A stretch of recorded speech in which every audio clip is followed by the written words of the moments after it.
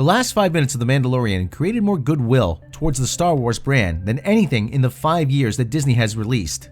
More than that, The Mandalorian has, if anything, given Star Wars a new lease on life.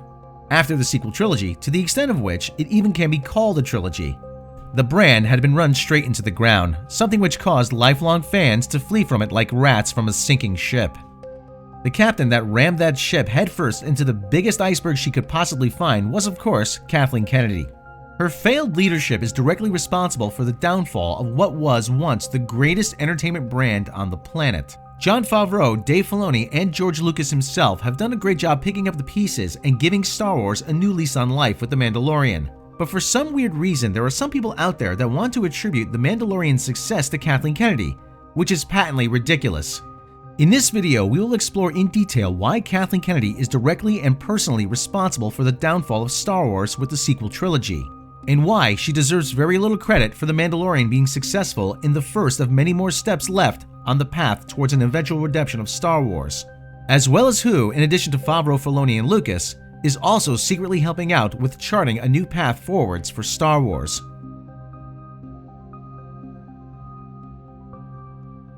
Contrary to popular belief, Kathleen Kennedy was not in fact hired by Disney but by George Lucas himself, who installed her as the head of Lucasfilm prior to the Disney acquisition going through. That way, she would come along with the overall Lucasfilm package. Lucas is very protective of his life's work, so in all likelihood, he installed her so she could act as his proxy after Disney took over and protect his vision. As it turned out, she did nothing of the sort, so hiring her for that role may have been the biggest mistake Lucas ever made, even more so than selling to Disney in the first place. Lucas wrote treatments for the whole sequel trilogy, and he no doubt thought that Kathleen Kennedy would fight for them. But she didn't. On the contrary, when her new boss Bob Iger decided to take things in a safer direction by retreading Episode 4, she fully supported him. From what we on the outside can tell, her biggest contribution on that movie, outside of supporting everything Iger wanted, was to make Rey the bestest ever at everything, and mandate that the OG cast would never all be reunited, so as not to upstage the new cast. Instead, they would be killed off one by one over the course of the trilogy, for which there was an outline, however vague. Even so, public demand for more Star Wars was such that The Force Awakens became one of the biggest hits of all time. It was so successful that Bob Iger decided that yeah, Kathleen Kennedy's got this, so for the next movie, he left everything in her hands, which might have been the biggest mistake he ever made. You see, Kathleen Kennedy was never a Star Wars fan. She never understood what made it popular, nor she had, for that matter, ever produced a good movie, unless it was directed or co-produced by Steven Spielberg, that is.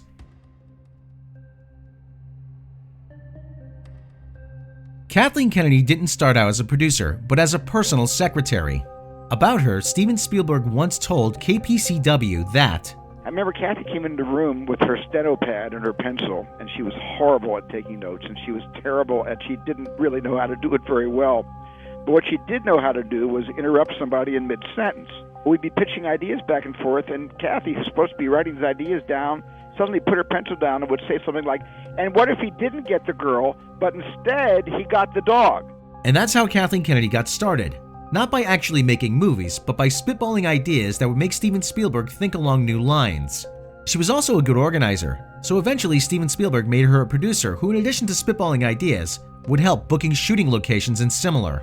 Through her collaboration with Steven Spielberg and his creative partner Frank Marshall, who would eventually become her husband, Kathleen Kennedy would come to serve as producer on many of the best movies ever made. Make no mistake about it though, while she may have been credited as producer, she may have been in the room. It was Steven Spielberg and Frank Marshall that were the creative drives behind those movies. Remove Steven Spielberg from the equation, and what is left of Kathleen Kennedy's resume is movies like Avatar: The Last Airbender. However, due to serving as producer on Steven Spielberg's movies, she was able to siphon their success and bill herself as the best producer in the business. After the success of The Force Awakens, a movie which Bob Iger had overseen every step of the way, he took a step back and left Kathleen Kennedy fully in charge of the next movie.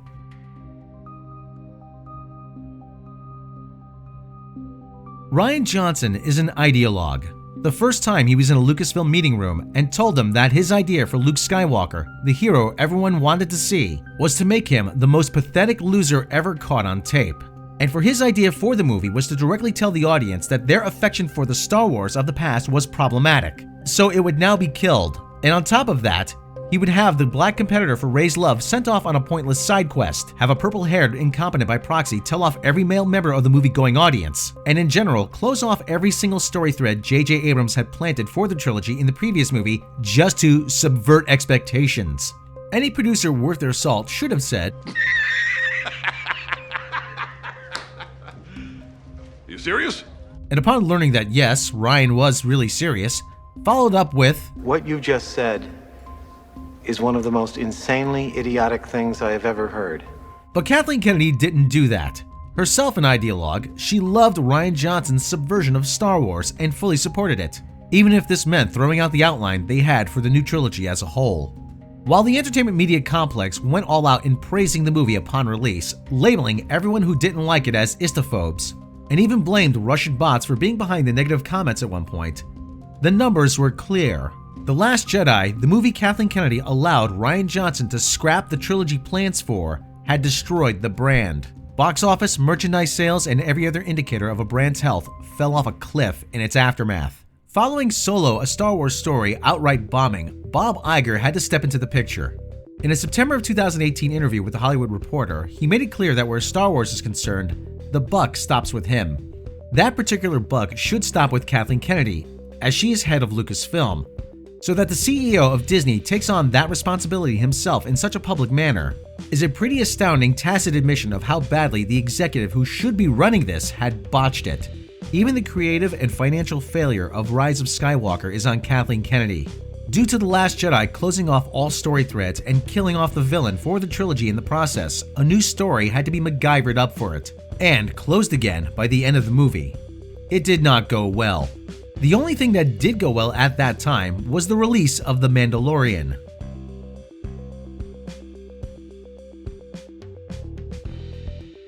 Not a lot is known publicly about the detailed development history of The Mandalorian, outside of what the involved parties have let on in public. It is primarily the brainchild of Jon Favreau, who told The Hollywood Reporter that he had been developing the basic idea for it since 2012, when Disney first acquired Lucasfilm. He also said he pitched The Mandalorian to Kathleen Kennedy in the summer of 2017, and that she was the one who suggested he talk with Dave Filoni.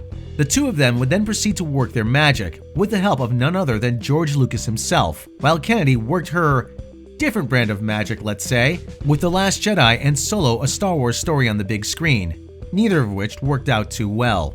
That is why Bob Iger stepped into the picture, and this is where the development story of The Mandalorian gets interesting.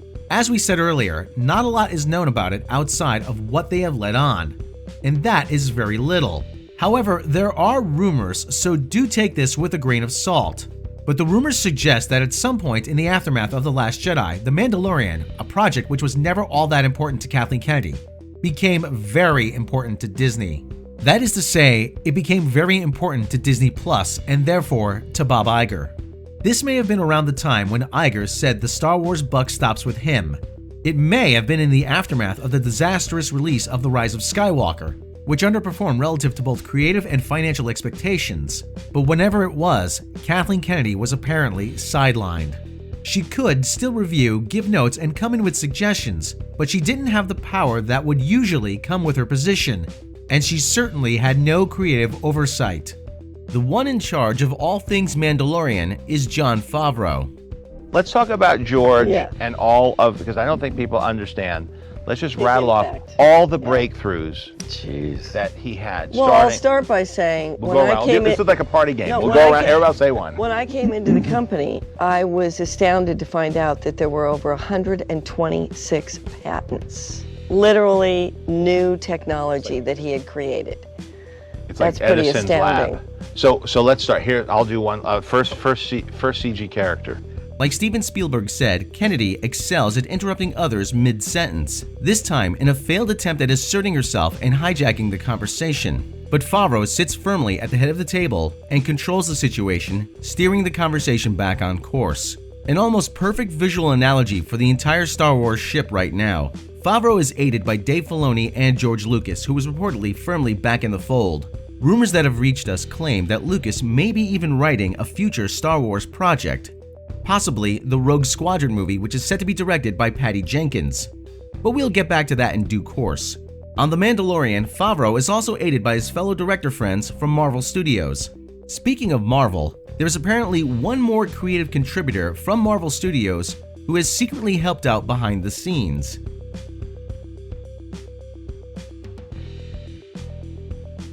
According to our good friend and renowned entertainment scooper Mikey Sutton, Marvel Studios head honcho Kevin Feige has given Jon Favreau an uncredited helping hand behind the scenes since day one.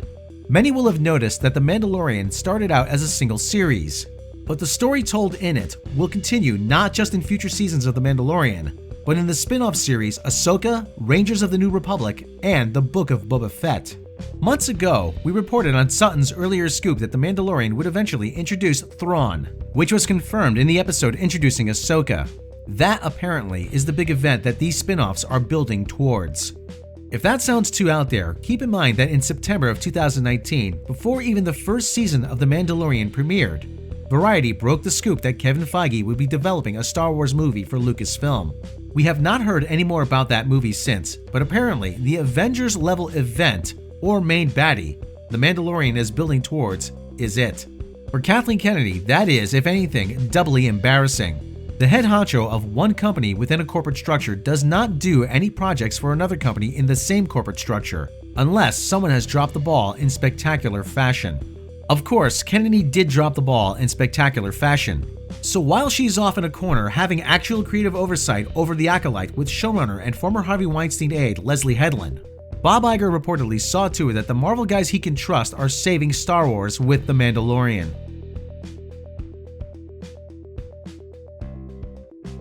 Granted, Kathleen Kennedy is listed as an executive producer on The Mandalorian, but this is a marquee credit only. She gets it courtesy of being the head honcho of Lucasfilm, not for having made any kind of worthwhile creative contributions to the series. Keep in mind, The Mandalorian undermines the messaging of the sequel trilogy at every turn. To quote known Disney insider WDW Pro from piratesandprincesses.net, here is where Disney is going with all of this. They need Luke Skywalker to be back, redeemed, and the Jedi Master's fans want him to be. Toy manufacturers need Luke Skywalker back. Marketing needs Luke Skywalker back. Game developers need Luke Skywalker back. The only people who don't need Luke back are the ideologically driven nutjobs who tried to fundamentally change Star Wars and the millennia-old concept of the hero's journey. The ideologically driven nutjobs referred to here would be Kathleen Kennedy and every single hire she brought to Lucasfilm. They destroyed Star Wars, and now someone else has to clean up their mess with The Mandalorian. So, does Kathleen Kennedy deserve any credit for The Mandalorian so far being successful in that? There are some who feel she should get credit simply because she's the head of Lucasfilm. However, this is the very mindset that allows someone to fail upwards, riding on the coattails of someone else, something Kathleen Kennedy appears to have made a career out of. Let us know your thoughts on all of this in the comments.